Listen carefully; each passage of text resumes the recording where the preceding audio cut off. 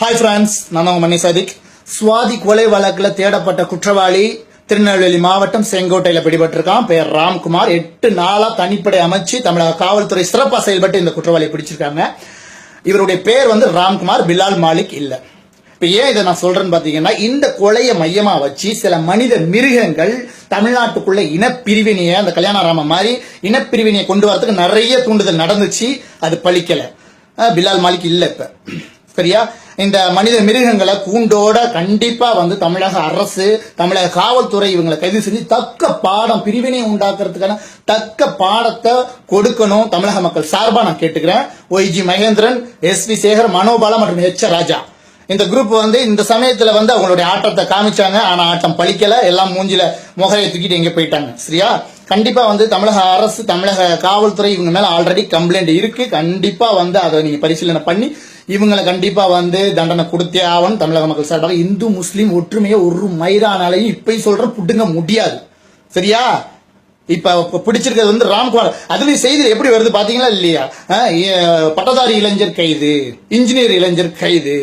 இதுவே நானே சொல்றேன், இப்ப ஒரு இஸ்லாமியரா இருந்திருந்தா இது எப்படி நியூஸ்ல வந்திருக்கும்? எப்படி வந்திருக்கும்? இஸ்லாமிய தீவிரவாதி கைது, ஆப்கானிஸ்தானில் பயிற்சி பெற்றவர் கைது, ISIயுடன் தொடர்பு உடையவர் கைது அப்படிங்கிற ஒரு தீவிரவாதத்தை தான் உள்ள கொண்டு வந்திருப்பாங்க. சரி, ஓகே. இப்ப இவங்க செஞ்சது என்ன வேலை? இவங்க OIG மகேந்திரன் செஞ்ச வேலை என்ன வேலை? இனப்பிரிவினையை உண்டாக்கியிருக்காங்க. இவங்களும் ஒரு தீவிரவாதி தானே. கண்டிப்பா தமிழக மக்கள், நான் இஸ்லாமியன் அப்படிங்கிற ஒரு விஷயத்துக்காக பேசல. இதுல பிரச்சனை இந்து முஸ்லீம் கலவரத்தை உண்டாக்கி பிரிக்கிறதுக்கு பார்த்ததுக்காக தான் பேசிட்டு இருக்கேன். இதுல எல்லாருமே ஒத்துமையா இருக்கணும். இந்துக்களும் ஒத்துமையா இருக்கணும், முஸ்லீம்களும் ஒத்துமையா இருந்து இந்த மனித மிருகங்களுக்கு பிரிவினையை உண்டாக்கின இந்த மனித மிருகங்களுக்கு கண்டிப்பா தண்டனை வழங்கணும். தமிழக காவல்துறைக்கு இது வேண்டுகோளா தமிழக மக்களின் சார்பாகவே நான் வைக்கிறேன்.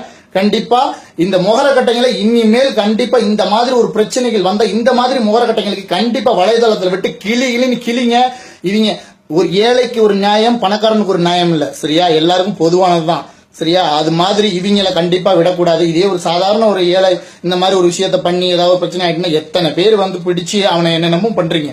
அது மாதிரி இவங்களையும் பிடிச்சு கண்டிப்பா தண்டனை கொடுக்கணும் அப்படிங்கிற நம்பிக்கையோட இந்த பதிவை கொடுக்குறேன். Facebook பயன்படுத்துற எல்லாருக்கும் ஒரே விஷயம், ஆணா இருந்தாலும் சரி பெண்ணா இருந்தாலும் சரி, போட்டோக்களை போட்டு தொலையாதீங்க. பெண்கள், இப்போ ஒரு பொண்ணு இறந்து போயிருக்கு, தலையை கட் பண்ணி ஆடை இல்லாம பண்ணதுக்கு, அதே மாதிரி போட்டோவை போடாதீங்க. சமூக வலைதளங்கள் தேவையான விஷயங்களுக்கு மட்டும்தான், சமூக விஷயங்களுக்கு மட்டும்தான். சரியா, தேவையில்லாத உப்புச்சப்பில்லாத விஷயங்களுக்கு சமூக வலைதளங்கள் பயன்படக்கூடாது.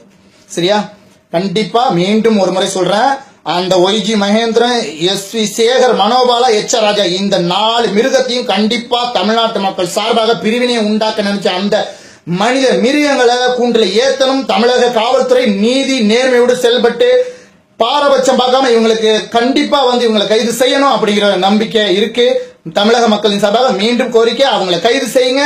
கண்டிப்பா இவங்களை மாறி பிறகு எவன் வரவே கூடாது இந்த பிரிவினை கொண்டுகிட்டு. அதனால இவங்களுக்கு கண்டிப்பா தண்டனை வேணும் அப்படிங்கிற விஷயத்தோட இந்த பதிவை கொடுக்குறேன்.